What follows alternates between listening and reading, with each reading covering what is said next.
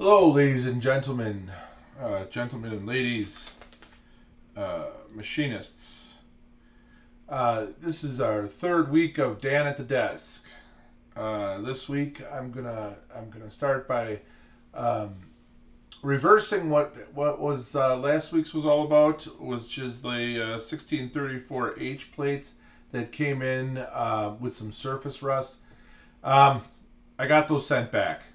They are not available for sale. I've taken them off the website, and I got the manufacturer to accept them, and we shipped them back. He's going to replace them with some better quality. Well, not the quality was excellent, but they were just a little rusty. So they're not available. Don't ask for one. I shipped them all back. Nobody bought one.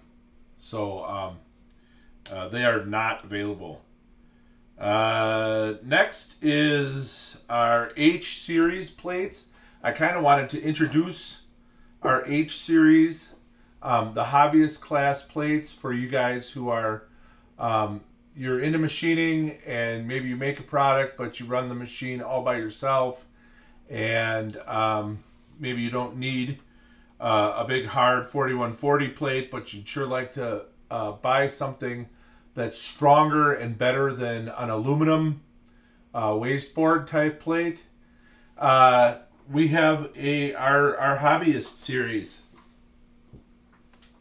and this is the new hobbyist plate for the 440. This is hot black oxide, and it's got the alphanumeric engraving. It's got the Tosa tool logo in the corner there. It's got the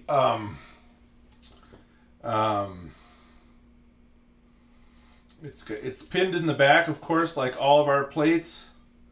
It gets a 5/8 pin in the back so that it locates right to the center keyway of your machine. These are excellent plates. They're 7/8 thick, so you got lots and lots of thread. More than 3/4 of an inch of thread in every hole, and every bored hole is 0.5005 plus or minus 0.2 of a thousandth, all the way to the bottom. And these are awesome.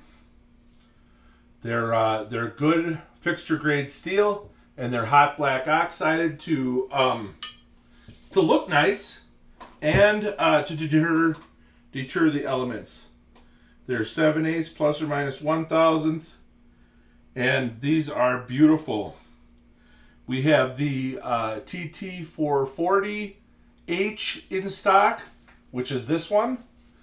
We have the TT770 in stock, which is, of course, for the PC&C 770. And we have the TT1100 in stock, which is, of course, for the PC&C 1100 series. I may make some hobbyist plates like this for the Skyfire and the Novacons, but Novacon and Skyfire guys have not asked for one yet. But they may be in the offering as well. A lot of the guys are moving over to Novacon, Skyfire, Automate, machines like that are good quality, high class competitors to the Tormach machines. These are beautiful plates. They have, like I said, the full depth of thread. They have the full depth of bore. They have alphanumeric addressing. And they are priced to compete with my competitors' aluminum plates. And these are almost 3 times as strong. You decide. Anyway, beautiful. One of my best products so far. We're very proud of them, and we think they'll come in at the right price point and do the job well for our hobbyist customers. Beautiful product. If you guys are wondering, I had a couple customers say, well, that steel, that's too heavy for my 440 or my 770 or my 1100. The 440 plate is 9 by 18. The same size as my competitors, but thicker. And it doesn't even weigh 30 pounds. It's under 30 pounds. And your 440 is designed to take 150 pounds. So under 30 pounds, I think that's acceptable. The 770 plate, I believe it comes in just under about 68 pounds. So maybe, yeah, I think it's 68 pounds. So that's not a deal breaker either. I believe the 770's limit is 500 pounds, and then the 1100, and the 1100 plate is under 70 pounds as well, or under 80 pounds maybe. Anyway, they're not going to break the bank on the weight that your machine can handle. The machine will be just fine. And very possibly the machine will work better, a little bit heavier. Good chance that it's going to take a better cut if it's got a little bit of weight on it. And you don't run the risk of having boltage or vice to a piece of aluminum. That still doesn't make sense to me. Who am I to say? I'm just a 30-year machinist and a tool maker and a tool and die guy and everything else. But, you know, who am I to say?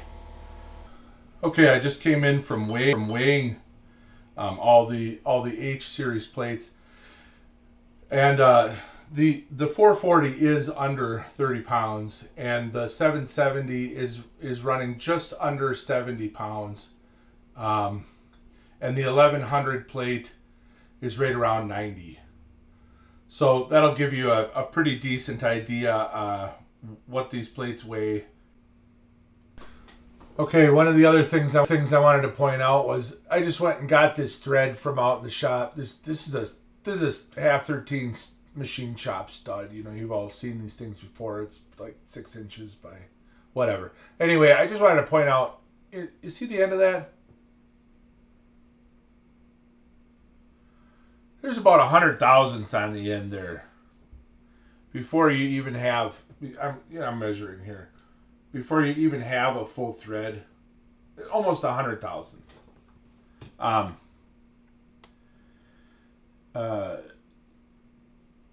Betting your job on bolting down with 2 threads or something, it's just, I think that's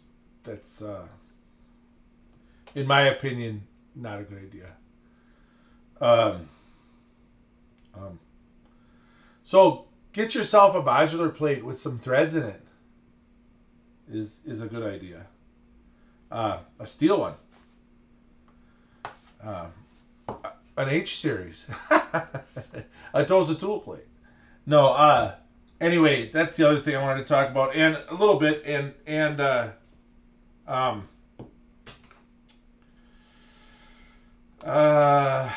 what else here?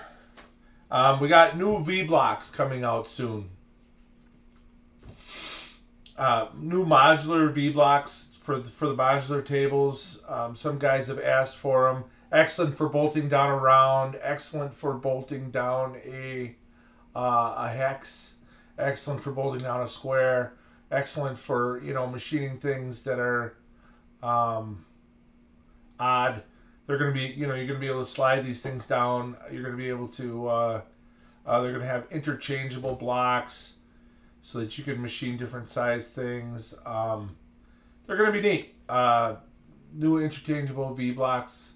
I call them V-blocks just because they look like a Starrett V-block that I used to have, but they're for machining some rod stock and different things like that. Guys like to slide the stuff down and relocate easily, and it's just a simple setup rather than a bunch of difficult to handle vice jaws or something like that.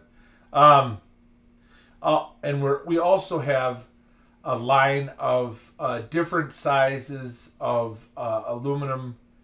There's 6061 fixture plates that are going to be fairly inexpensive to buy, that are already bored for the Tosa Tool modular plates, and this is so that you can build a fixture with the